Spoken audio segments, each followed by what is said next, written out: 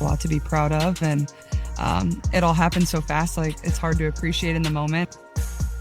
That is Iowa native and Indiana Fever star, and now Time's 2024 Athlete of the Year, Caitlin Clark, looking back at a whirlwind year. Caitlin Clark has been named Time's Athlete of the Year, making her only the second woman to win since Serena Williams.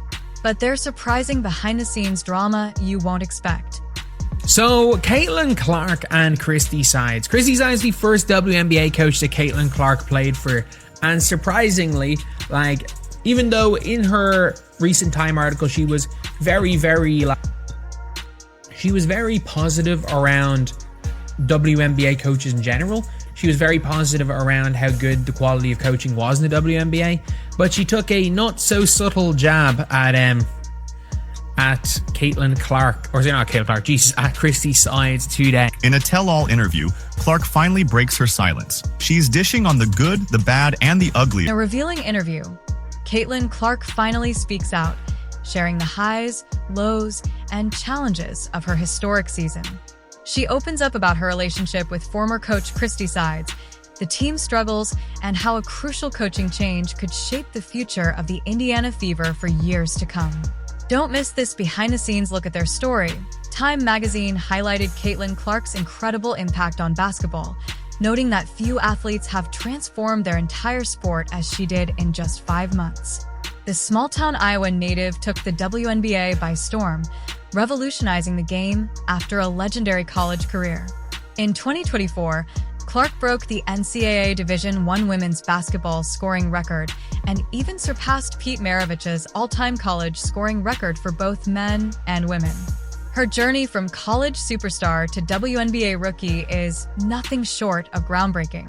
Time magazine recognizes the monster impact Clark had on basketball, saying good luck naming another athlete who altered the trajectory of their entire team sport within 5 months on the job. Time magazine praised Caitlin Clark for her remarkable impact on basketball, stating that few athletes have transformed their sport so quickly.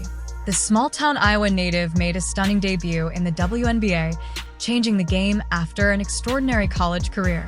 In 2024, she set a new NCAA Division I women's basketball scoring record and broke Pete Maravich's all-time college scoring record for any player, male or female. Her transition from college star to WNBA rookie has been nothing short of revolutionary. For college basketball history. She does it with a bomb shot. Caitlin Clark becomes the all-time leading scorer in major college basketball history. Passing, pistol. As the season went on, Caitlin Clark's game evolved.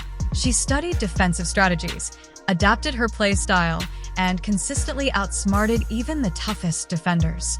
Her teammates and coach, Christie Sides, adjusted to Clark's once-in-a-generation talent. Some might say Sides let Clark take the lead. Clark's dedication paid off as she earned Rookie of the Year honors and a spot on the first-team All-WNBA, breaking 62 records along the way. She proved she could thrive among the pros, emerging stronger, more skilled, and more determined than ever, however. While Clark shone on the court, her team, the Indiana Fever, faced challenges of its own. An unexpected twist in their journey would test Clark's resilience and shape the franchise's future. We were just sick that we had lost so many games, and also feeling like we were better than that. While Caitlin Clark dazzled on the court, a different story unfolded on the sidelines. The Fever's head coach, Christie Sides, became the focus of a growing controversy. How could a team with so much potential struggle so much under her leadership? Sides took charge of the Indiana Fever with high hopes, bringing a coaching philosophy centered on defensive intensity and a slower, more controlled pace of play. On paper, it seemed like a solid plan. But as the season progressed, the flaws in this approach began to surface, revealing deeper issues within the team's foundation. Obviously, I don't think Caitlin Clark had anything to do with Christie Sides firing. I think Christie Sides' inability to coach basketball had everything to do with her firing, and I mean that. I think the reason why Christie Sides got fired is because she's not a very good basketball coach. And I think that if you put in any sort of competent basketball mind, you can tell she's not a very good basketball. The Fever's early season struggles were hard to overlook. Despite having one of the most talented rookies in WNBA history in Caitlin Clark, the team struggled right from the start. Coach Side's rigid offensive system clashed with Clark's dynamic playing style, creating frustration both on and off the court. It was like watching a Ferrari stuck in rush hour traffic. So much potential, but no way to move forward. You don't know how to use Caitlin Clark's strengths. You don't know how to play to her weaknesses. You don't know how to draw up a simple out-of-bounds play. You don't know how to calm down muddy waters. You don't know how to call a timeout and relax everybody's emotions. You don't know how to talk to the referees. All you know how to do is wave your arms and defensive slide on the sidelines. And Christie sides, I'm tired of seeing it every single. One of the biggest problems was Coach Side's unwillingness to adjust her game plans. In a crucial matchup against the Connecticut Sun, the Fever's defense fell apart due to poor communication and a lack of clear direction. The Sun took advantage of easy scoring opportunities, exposing weaknesses in Side's defensive strategy. It wasn't just a one-time issue.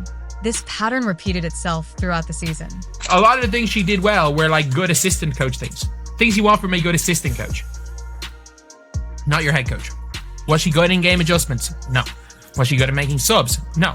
Was she good at making, like, seeing what the other teams were doing and game planning for that? No. Caitlin Clark, known for her sharp basketball IQ, couldn't ignore the tactical shortcomings on the team. In her candid interview with Time, she subtly but pointedly criticized the coaching, saying, "We didn't usually have the best game plan." Coming from the team's star player, those words carried significant weight. But the issues didn't end there. Coach Sides also struggled with managing player rotations and handling game emotions. It was common to see the starters either playing the entire game or being benched for unclear reasons, like in that puzzling LA game. Fans and analysts alike began voicing their concerns, with the message becoming clear. Coach Sides was holding the team back. Some even went as far as to call her one of the worst coaches in WNBA history.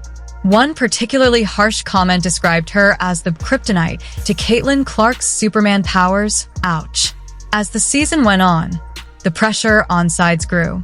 Her inability to make in-game adjustments became more obvious, with critical moments slipping away due to poor decision-making. It left both players and fans scratching their heads. It was like watching a chess match where one side refused to move their pieces. The game was lost before it even started. But here's where things get interesting. Despite all the struggles and setbacks, something magical happened. Against all odds, the Fever began to improve. It could have been the sheer talent of players like Caitlin Clark, Aaliyah Boston, Kelsey Mitchell, and Lexi Hull, or perhaps the team's determination to succeed despite the obstacles. Whatever the reason, the Fever fought their way back into playoff contention. For the first time since 2016, the Indiana Fever made it to the postseason. It was a remarkable turnaround, given where they started. However, even as they celebrated this achievement, there was a lingering feeling that something was still missing. The team had succeeded not because of their coach, but in spite of her. As the dust settled on their playoff run, the writing was on the wall. The Fever's management knew a change was necessary. While Sides had led them to the postseason, the team's potential was much greater than what had been displayed under her leadership. To truly compete for a championship, they needed a coach who could unlock that potential. As the offseason began, the Fever made their move. They parted ways with Christie Sides, marking the end of a turbulent chapter in the team's history. But this ending wasn't the final word. It was the beginning of something new. With a superstar like Caitlin Clark on the roster, the Fever knew they needed a coach who could match that level of talent and lead them to